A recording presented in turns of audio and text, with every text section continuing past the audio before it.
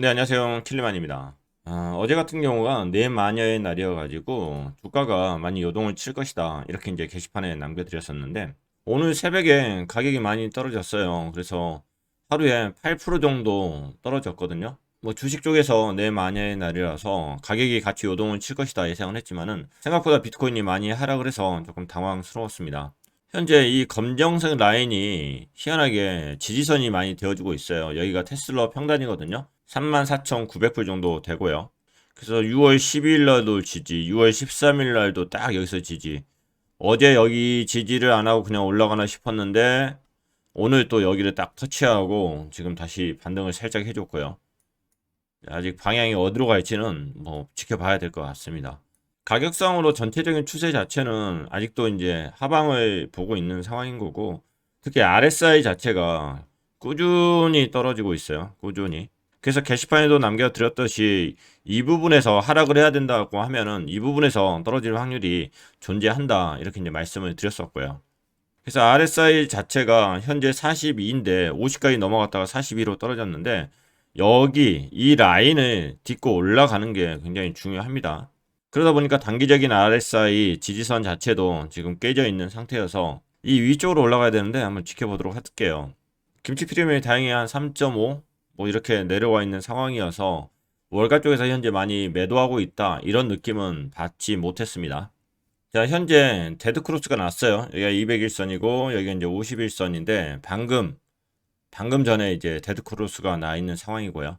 데드크로스가 난다 해서 여기서 갑자기 뚝 떨어진다. 그걸 의미하는 건 아닙니다. 왜냐하면 이동평균선 자체가 단기 이동평균선이 아니기 때문에 그렇습니다.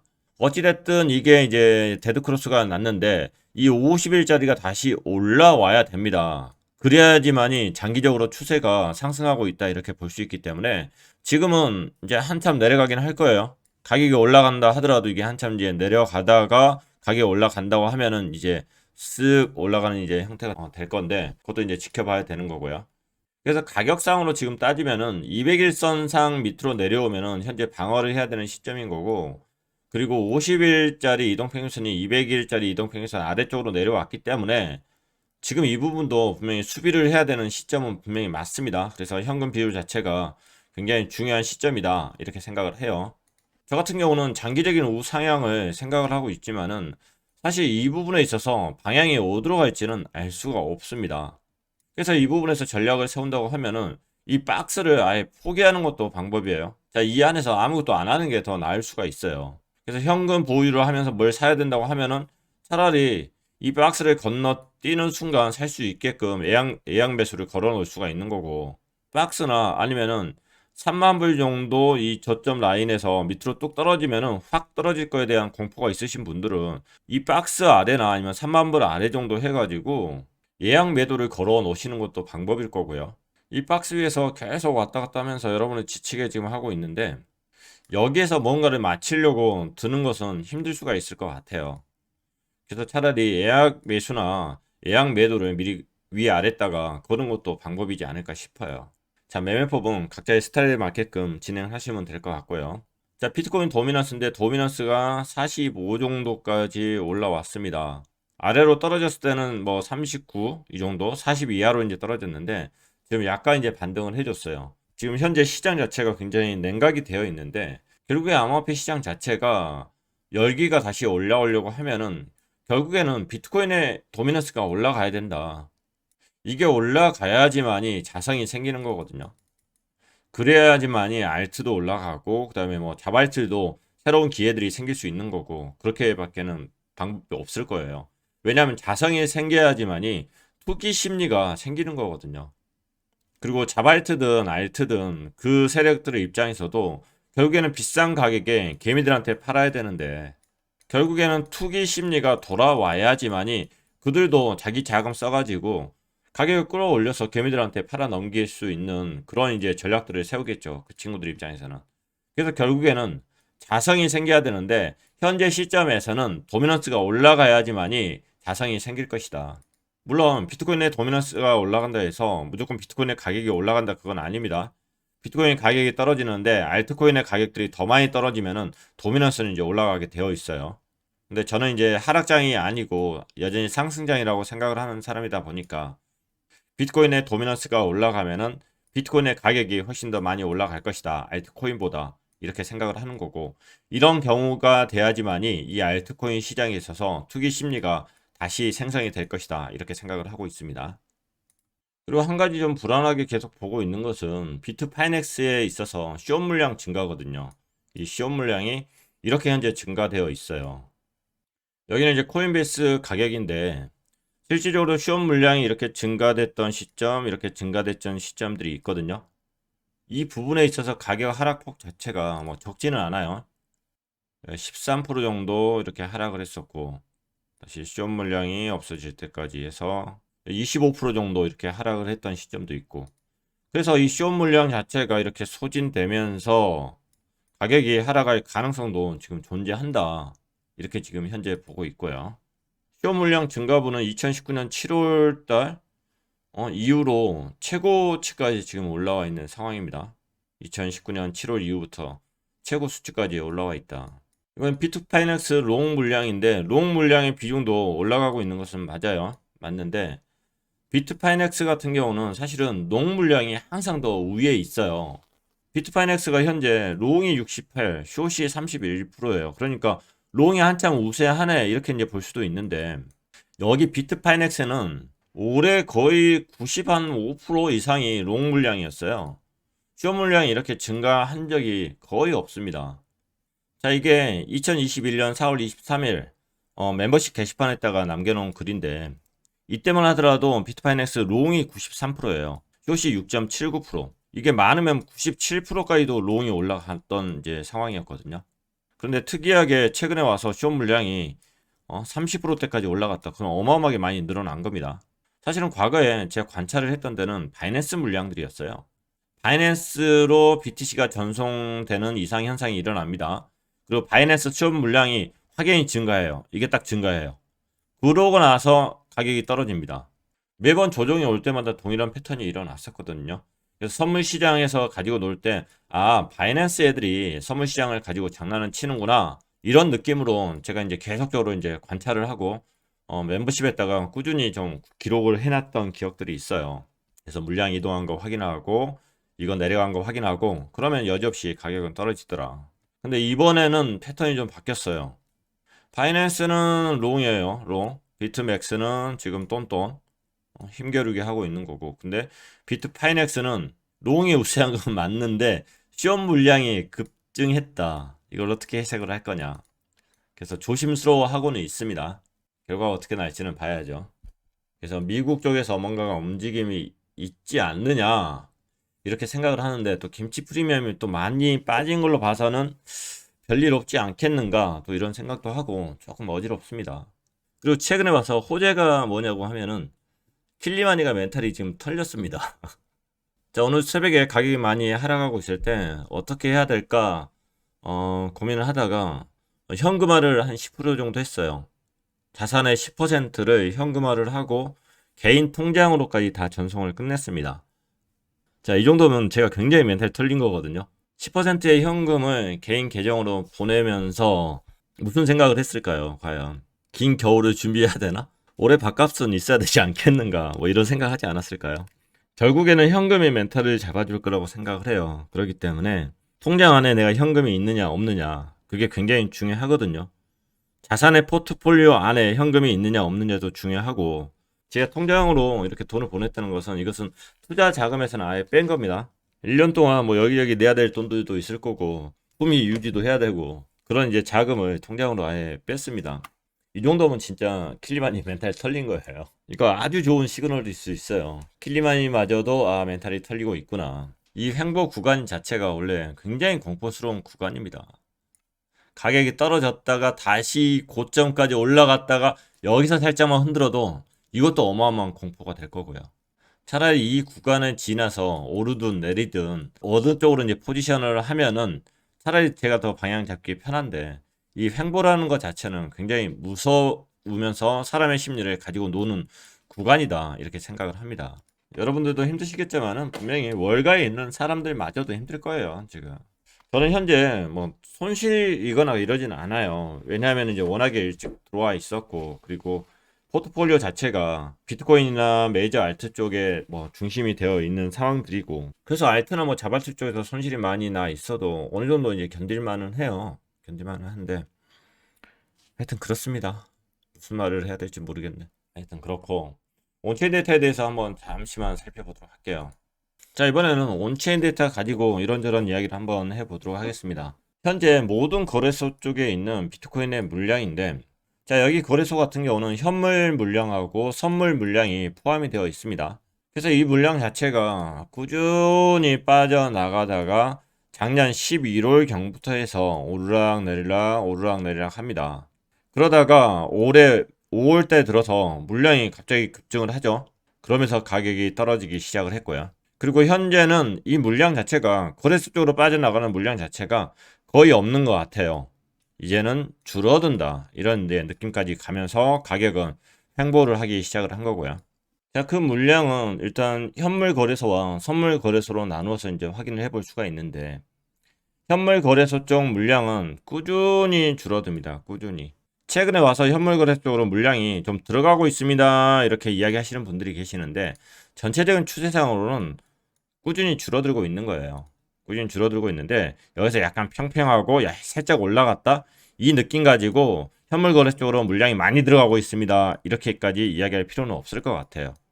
물론 일부 거래소 쪽으로 들어가고 있는 것은 확인을 했고요. 그리고 이것은 선물 거래 쪽으로 들어가고 있는 물량입니다. 선물 거래 쪽에 비트코인의 수량은 꾸준히 줄어들다가 2020년 11월 달에 쭉 늘어나기 시작을 했어요. 그리고 4월 달부터 해서 각도가 또 바뀌었죠. 쭉 바뀌면서 비트코인의 가격은 이렇게 쭉 떨어졌습니다. 그리고 선물 거래소 쪽에 비트코인의 물량 자체가 줄어들었어요. 현재는 줄어들고 있습니다. 그러면서 비트코인의 가격은 이렇게 횡보를 하고 있다. 그래서 조금 다행스럽게 느끼는 것은 선물 거래소 쪽으로 들어가는 물량 자체에 비트코인이 늘어나고 있지는 않다. 그래서 이 부분을 조금 긍정적인 요소로 현재 보고 있습니다. 선물 거래소 쪽 같은 경우는 올리려는 힘과 그리고 내리려는 힘이 같이 공존을 합니다. 그렇기 때문에 어느 쪽이 더 힘이 센가? 여기서 힘이라는 것은 결국에 비트코인의 수량입니다. 밀리면 끝나는 거거든요. 밀리면. 그리고 이것은 선물 거래소에 있어서 펀딩피입니다. 펀딩피. 플러스 쪽이 많으면은 롱을 친 사람들이 훨씬 더 많기 때문에 롱을 친 사람들이 숏을 친 사람들한테 수수료를 주는 거고, 숏 비중이 많으면은 숏을 친 사람이 많기 때문에 숏을 친 사람이 롱을 친 사람한테 수수료를 주는 겁니다. 그런데 현재는 숏을 친 사람이 여전히 더 많네요. 거래소마다 이건 조금씩 차이는 있는데 현재 거의 수수료 자체가 0에 가까운 수치예요. 0에 가까운 수치. 그렇기 때문에 개미들이 롱을 칠지 숏을 칠지 여기에 대한 두려움들이 굉장히 많은 구간이기도 합니다. 어느 쪽에다 포커스를 맞춰야 될지 갈피를 못 잡는 구간이기도 해요. 이 부분이. 그리고 여기 수치상으로는 현재 숏을 치고 있는 비중이 더 많다. 그래서 상승장이라고 이게 가정을 했었을 때 이렇게 펀딩피 자체가 많이 줄어든 시점 아니면은 마이너스 펀딩피까지 내려가는 이 시점들이 있으면은 이런 부분들이 바이 더 딥 기회로 삼기도 합니다. 펀딩피가 이렇게 0까지는 갔지 않았지만 줄어들었을 때가 저점이다. 줄어들었을 때가 저점이다. 이렇게 이제 보기도 해요. 그래서 이게 상승장이 맞다고 하면은 현 시점 자체가 다시 상승으로 가기 위한 바이 더 딥의 시그널일 수도 있는 거예요. 분명히 말씀드렸습니다. if 상승장이란 전제 조건이 있으면은. 자, 이거 같은 경우는 마이너들 채굴풀에 있어서 포지션을 나타내는 이제 지수예요. MPI라고 이야기를 하고요. 채굴자들의 출금량을 기반으로 해서 채굴자들의 움직임을 분석하는 지표로서 이 이상의 값은 대다수의 채굴자들이 BTC를 매도하고 있음을 나타낸다. 자, 대략적으로 2가 이 정도 될 겁니다. 그러면은 이 부분에서는 채굴자들이 지금 매도를 하고 있다 이런 것을 나타내는 것 같아요. 현재는 채굴자들이 매도를 하고 있지 않다 0 이하기 때문에 현재는 축척을 하고 있다 이런 관점으로 보고 있으면 될 것 같아요. 그래서 채굴자들은 이 시점부터 해서 계속적으로 가지고 있지 축척을 하고 있지 누구한테 팔아 넘기고 있는 것은 아니다 이런 관점으로 보시면 됩니다. 그리고 과거 자료들을 분석을 해보면은 채굴자들은 절대 고점에서 팔지는 못해요. 어찌됐든 현재 중국에서 채굴풀에 문제들이 많이 있는데 그 채굴풀들이 물량을 많이 팔고 있는 것은 아니다. 그것 때문에 현재 가격이 많이 다운되고 있는 것은 아니다. 이렇게 생각들을 하면 될 것 같아요. 채굴풀들이 물량을 많이 정리한다고 하면은 분명히 그것도 스팟 거래소, 그러니까 현물 거래소 쪽으로 물량이 많이 이동을 해야 되는데 그렇게까지 움직임이 많은 것 같지는 않아요. 자, 글래스노드 쪽 자료도 그렇죠. 거래소 물량이 쭉 내려가다가 5월 정도 해서 쭉 올라가다가 현재는 그냥 평평하다. 자, 일부 거래소 쪽에서는 이제 반대적인 데이터가 나오는데 바이낸스 같은 경우는 물량이 계속적으로 증가를 하고 있어요. 그리고 비트파이넥스 같은 경우도 올해 1월부터 해가지고 물량이 현재 증가하고 있는 중에 있고요. 근데 제가 제일 중요시하는 쪽은 코인베이스인데 코인베이스 물량은 꾸준히 떨어지고 있다. 꾸준히. 가장 많은 물량을 가지고 있는 거래소가 바로 코인베이스입니다. 그래서 100만 개 정도의 물량이 있다가 현재는 한 73만 개 정도 수준밖에 물량이 없어요. 73만 개 정도. 자, 온체인 데이터에서 긍정적인 시그널 두 가지만 더 말씀을 드리도록 하겠습니다. 가격이 떨어지고 있는데 자꾸 긍정적인 시그널을 이야기하는 것도 굉장히 부담됩니다. 굉장히. 그래서 방송의 양을 제가 더 줄이고 있는 거일지도 몰라요. 하고 싶은 이야기들 그냥 멤버십 게시판에만 좀 하고 있고 그리고 트윗에다가 하고 있는데 하여튼 조금 이게 부담스럽습니다. 제 입장에서는. 저의 긍정적인 이야기 때문에 여러분들이 대응을 못 할까봐 그런 부분들 조금 개인적으로 염려가 되는 부분들은 분명히 있어요. 있습니다. 자, 그런 부분들은 각자가 잘 걸러서 들어주시기를 바라고 스스로의 매매법으로 잘 이겨내시기를 바라도록 할게요. 온체인 데이터 두 개만 더 말씀을 드리도록 할게요. 하나는 현재 네트워크 사용자들이 증가를 하고 있대요. 그래서 가격이 상승하고 있을 때 네트워크 사용자들이 이렇게 올라가는 형태를 볼 수가 있는 거고 가격이 떨어지고 있을 때 네트워크 사용자들이 이렇게 떨어지는 것을 볼 수가 있는데 여기에서도 가격이 올라갈 때 네트워크 사용자들이 늘어나고 가격이 떨어질 때 이렇게 떨어지는 형상을 볼 수가 있어요. 항상 맞는 건 아니지만은 현재 위치 자체가 네트워크 사용자가 늘어나고 있습니다. 가격은 횡보를 하고 있는 중에 있고요. 그래서 이런 게 긍정적인 시그널 아닐 것인가 이렇게 이제 이야기를 할 수가 있을 것 같고 그리고 지난번에 배웠듯이 액티브 어드레스 센티멘트 인디케이터 같은 경우가 아래 있으면은 저평가였는데 이제는 점점 이게 가운데 영역으로 올라가 있습니다. 그래서 저평가에서 이 안으로 올라와 있다. 그래서 만약 이 액티브 어드레스가 이 빨간색 점선 자체를 넘어선다. 그러면은 과열되어 있다. 이런 느낌을 갈 수 있는데 과열되기 위해서는 가격들이 올라가는 현상들이 일어날 수도 있습니다.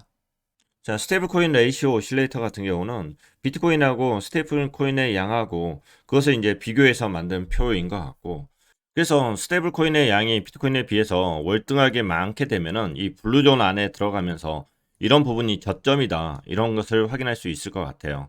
그래서 여기도 이제 블루존 안에 들어가서 여기가 이제 저점, 여기도 블루존 안에 들어가서 이렇게 저점, 그리고 여기도 블루존 안에 들어가 있고. 그러니까 스테이블 코인의 양이 비트코인의 양에 비해서 월등히 많기 때문에 현재 비트코인 시장에 있어서 스테이블 코인이 충분히 많이 있다. 이렇게 이제 볼 수가 있을 것 같아요. 그래서 스테이블 코인 레이시오 오실레이터 같은 경우도 바이더딕 기회를 포착하기에 괜찮은 보조 지표이지 않을까 이렇게 생각을 해볼 수 있을 것 같습니다. 단지 이거 같은 경우는 추세 전환을 딱 예측할 수 있는 그 지표로 해당되지는 않을 것 같고요. 왜냐하면 2019년도 이렇게 이제 중간중간에 차렸지만은 이게 이제 정확한 탑의 위치를 찾은 게 아니기 때문에 그렇습니다. 스테이블 코인 같은 경우는 스테이블 코인 서플라이 레이쇼라는 것도 있는데 비트코인 시가총액을 스테이블 코인의 시가총액으로 나눈 지표라고 합니다. 값이 증가하면은 잠재 매도 압력이 증가하는 것을 의미한다고 하고요. 그러니까 스테이블 코인의 시가총액으로 비트코인의 시가총액을 나눈 겁니다. 그래서 이게 숫자가 높다는 것은 비트코인의 시가총액이 굉장히 높다는 거고 그에 반해서 스테이블 코인의 시가총액은 작다는 것을 의미합니다. 그러면은 이런 경우에 매도 압력이 더 셀 것이다. 자, 반면에 비트코인의 시가총액보다 스테이블 코인의 시가총액이 훨씬 더 높다고 하면은 이 SSR 비율은 더 낮을 거고요. 스테이블 코인 자체는 암호화폐 시장에 있어서 유동성을 공급해주는 그 역할을 합니다. 이렇게 되면은 매수 압력이 더 세지겠죠. 그래서 현재 위치가 여기 정도 와 있어요. 수치로 따지면은 10이 약간 넘는 수치가 되는 거죠. 높을 때는 35 수준까지도 있었는데 현재는 그 B 자체가 10 정도밖에 안 된다. 다시 이야기해서 분모에 이 스테이블 코인의 시가총액이 많이 높아졌다. 그렇기 때문에 언제든지 비트코인을 매수하는데 이 자금들이 사용될 수 있다. 이렇게 해석을 할 수 있을 것 같아요. 현재 비트코인의 시가총액 자체가 6,680억 달러 정도가 되고, 그다음에 테더의 시가총액 자체가 대표로 가장 많은 시가총액이니까, 그러니까 이거 두 개를 나누면은 대략적으로 10 정도가 수치가 나온다. 물론 테더 외에 다른 이제 스테이블 코인까지 뭐 USDC 이런 것을 다 플러스를 한 겁니다. 어찌됐든 현재 비트코인의 시가총액이 월등하게 높은 것은 사실이지만은 과거에 비교했을 때 스테이블의 시가총액 자체가 비트코인의 시가총액에 비교해서 많이 높아져 있는 상태이다. 결국에 이것들이 다시 비트코인의 매수에 도움이 될 수 있다. 이렇게 이제 해석을 할 수가 있어요. 그런데 오늘 퀸기님께서 구독자 퀸기님께서 굉장히 중요한 이야기를 또 하나 해주셨어요. 저랑 이제 상반된 이론인데 여러분들도 한번 같이 생각을 해보면 좋을 것 같아요. 자, 퀸기님이 해주신 그 코멘트를 한번 읽어드리도록 할게요. 왕관이 킹이고 그리고 펭귄이라서 퀸기님이라고 합니다. 자, 51선과 201선에 데드크로스가 진입을 했습니다. 과열장이 오더라도 보수적으로 하려고 합니다. 어제 오후 11시경에 바이낸스 거래소로 15,000 BTC가 입금이 되었습니다. 단기적으로도 회복까지 가는데 오래 걸릴 수 있다는 생각이 들었습니다. 바이낸스 거래소 쪽으로는 물량이 계속적으로 늘어나고 있는 것은 사실입니다. 저 같은 경우는 바이낸스를 주로 확인을 하고 있습니다. 왜냐하면 그들의 거래량이 전체 거래량의 10%를 차지하고 있기 때문이기도 하고, 굳이 비트코인으로 현금화를 하지 않더라도 스테이블 코인인 테더나 USDC 같은 걸로 간편하게 변환하고 출금할 수도 있기 때문입니다. 실제로 많은 유동성을 변환하는데 단 5초 정도 걸렸습니다. 지금은 이번 하락장을 대비할 때입니다. 1월 초에 32만 개 비트코인이 보유량이었던 바이낸스 거래소의 보유량은 현재 56만 개까지로 늘어난 걸 확인해 볼 수 있습니다. 이번 비트 가격 하락할 때 56K에서 34K까지 갈 때 테더 입출금량을 바이낸스 거래소와 비트파이넥스 거래소를 대조해 보니까 바이낸스 거래소의 테더 출금량은 31K에서 73K까지 늘어난 것을 확인할 수 있었고, 비트파이넥스 거래소로 들어온 테더 입금량은 291K에서 230만 K까지 증가했습니다. 어마어마하게 증가했네요.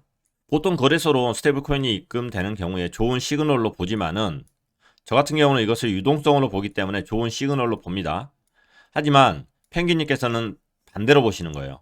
저는 하락할 때에는 현금화의 용도로 보는 게 옳다고 생각을 합니다. 특히 하락 시기에서 현물 거래소의 스테이블 코인 입금 자체를 현금화 용도로 보는 게 맞다고 생각을 합니다. 이런 뜻이고요. 그 외에도 40K에서 64K 박스권에서 현물 거래소로 테더 입금량이 급증했던 것도 확인이 가능합니다. 2017년과는 많이 다른 양상일 수 있겠다는 생각이 드네요. 2018년 1월 테더의 시가총액은 1조 4천억 원이었습니다. 그리고 현재는 71조네요. 그래서 펭귄님은 저랑 전혀 반대적인 관점으로 시장을 보고 계세요. 근데 굉장히 논리적인 거고, 그리고 맞을 수도 있어요. 저 같은 경우는 스테이블 코인 자체가 거래소로 유입을 됐다. 그러면 이게 유동성이 돼서 나머지 암호화폐의 가격 상승에 도움이 될 것이다. 이렇게 생각을 하는 거고, 지금 펭귄님 같은 경우는 하락장이라고 가정을 했을 때 스테이블 코인이 거래소 쪽으로 입금이 되는 것 자체는 비트코인이 현금화를 해서 빠져나가는 수단이 될 수도 있다. 그래서 현재는 조심을 해야 된다. 이런 관점으로 보고 계시는 것 같습니다. 그래서 저는 아까 지금 거래소 쪽의 물량 자체가 꾸준히 줄어들고 있고 가격이 떨어질 때 물량이 증가했지만은 이것은 선물 거래소 쪽으로 물량이 빠져나가는 것이다. 현물 거래소 쪽은 꾸준히 물량이 줄어들고 있다. 이렇게 이제 말씀을 드렸었고, 모든 거래소를 봤을 때는 뭐 이게 맞는 거고, 지금 퀸기님이 말씀하시는 데는 바이낸스하고 비트파이넥스 물량인데 현재 이렇게 꾸준히 증가하고 있는 게 맞습니다. 비트코인 자체가 바이낸스 거래소 쪽으로 꾸준하게 들어가고 있다. 이것 전부 다 이제 팩트이고 물량이 계속 늘어나고 있는 거 이제 확인을 하신 것 같고요. 이 부분에 대해서 각자 판단을 하셔야 될 것 같아요. 이게 바이낸스 쪽을 통해서 충분히 비트코인을 현금화하고 있다. 충분히 가능한 시나리오고요. 그리고 저 같은 경우는 전체 거래소 쪽에 있어서 물량 자체가 줄어들고 있고 특히 코인베이스 쪽의 물량 자체가 줄어들고 있다. 이것을 조금 더 포커스를 잡는 거고 그리고 시나리오가 서로 다른 거고 그리고 대응 방법도 서로 다를 겁니다. 캥기님이나 저는 이제 대응 방법도 서로 다르겠지만은 어떤 기준 데이터를 가지고서 서로 이제 행동을 하고 있는 거고 그래서 퀸기님이 올아서 돈을 벌었을 때 킬리마니가 돈을 잃을까?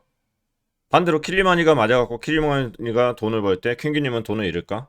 그건 아닐 거예요. 왜냐면은 맞고 틀리냐가 중요한 게 아니기 때문에 그래요. 시나리오 자체가 어떤 데이터를 보고 만들어 놓은 시나리오 자체가 맞고 틀린 게 중요한 게 아니라 어떻게 대응을 하느냐 그런 부분들이 더 중요하기 때문에 그럴 거라고 생각을 합니다.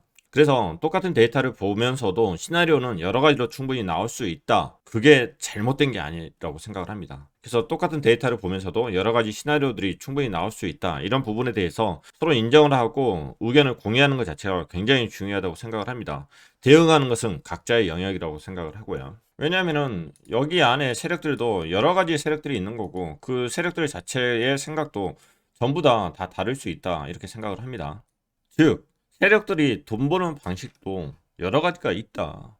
순간순간 모든 것을 다 맞추려고 드는 것보다 중요한 것은 내가 잃지 않는 그런 이제 전략들. 그래서 끝까지 살아남는 게 중요합니다. 암호화폐 투자에 있어서는 끝까지 살아남으면은 결국에 돈을 벌 수밖에 없는 시장이지 않을까 이렇게 생각을 합니다. 자, 오늘 뉴스까지 좀 몇 개를 읽어 드리려고 했는데 시간이 좀 부족해서 뉴스는 제가 내일 다시 한번 읽도록 하고 오늘 방송은 여기서 마무리하도록 하겠습니다. 좀 이것저것 이야기하면서 정리되지 않은 이야기들을 많이 했는데 일단 오늘은 눈에 보이는 부분들을 이것저것 말씀을 드렸어요. 우리가 현재 위치하고 있는 구간 자체가 굉장히 애매모호한 구간이 맞습니다. 그래서 많이 힘들고 지칠 수 있는 구간이고 특히 자바이트 코인 쪽에 많이 투자하시는 분들 같은 경우는 굉장히 힘들 거라고 생각을 해요. 결국에 알트코인이나 자바이트 코인들이 살려고 하면은 결국에 비트코인의 힘이 있어야 됩니다. 전에 말씀드렸던 그 자성이라는 게 있어야 되거든요. 비트코인이 상승을 하고 상승한 상태에서 횡보를 하거나 그런 상황이 와야지 투기 심리들이 많이 늘어납니다. 그 투기 심리라는 것은 개인의 투기 심리도 있지만은 세력들이 헤쳐먹고 싶은 그 투기 심리도 있는 거예요. 그래서 현재는 비트코인이 다시 되살아나는 그 상황들을 좀 지켜봐야 되지 않겠는가 이렇게 생각을 하고 있습니다. 자, 힘든 시간이지만은 각자의 방식으로 이 힘든 시간들을 잘 견뎌내시기를 바라도록 하겠습니다. 그리고 가격이 이렇게 떨어지고 힘든 시간일 때가 우리가 참 공부하기 좋은 타이밍이지 않을까 싶어요. 이 힘든 시간이 모든 분들이 조금이라도 더 발전할 수 있는 그런 소중한 시간이 되기를 바라도록 하겠습니다. 오늘 방송 여기서 마치겠습니다. 감사합니다.